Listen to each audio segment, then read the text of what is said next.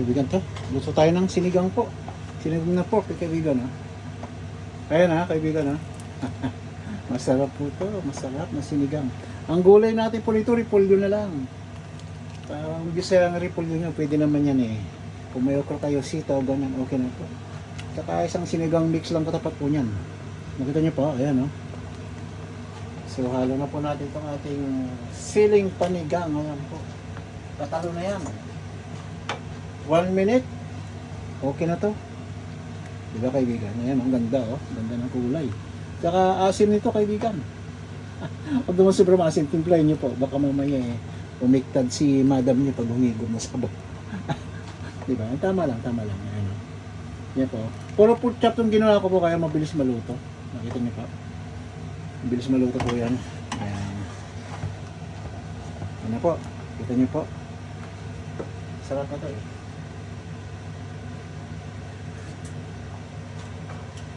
Wow! Sarap na.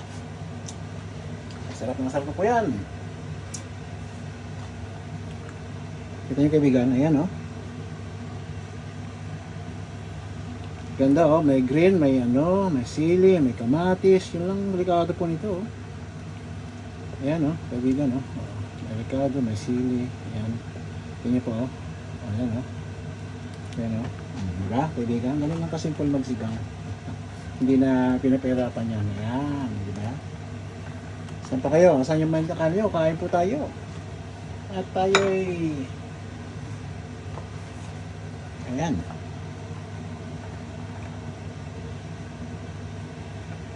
Ito niyo po.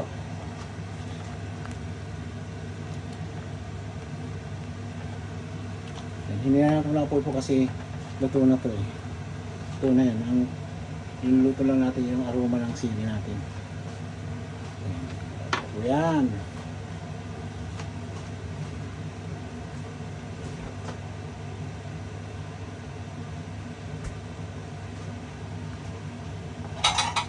Ay, kaya po. Mamay na nga lang yan. Magsasahin po tayo. Magsasahin po tayo para gusto ni Bunso may kanin. Bitin daw yung kanin. Pinubits ang kanin. Ayan, hindi naman po ng bata. Gusto ng ulam, naku po. Tandaan nyo na kanin nyo. Hanggang naglalagablog na sa, sa dami ng kanin. Diba, kaibigan? Ano nga ba, kids? Gusto ulam, alam nyo na. Gutay-gutay na yan ang kanin.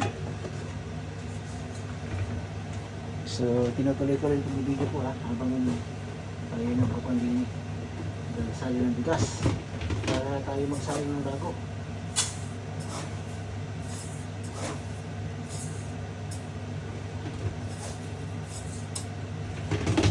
Po.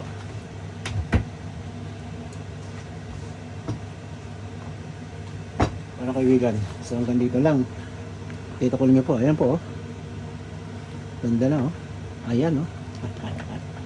Paano kaibigan? Kain tayo?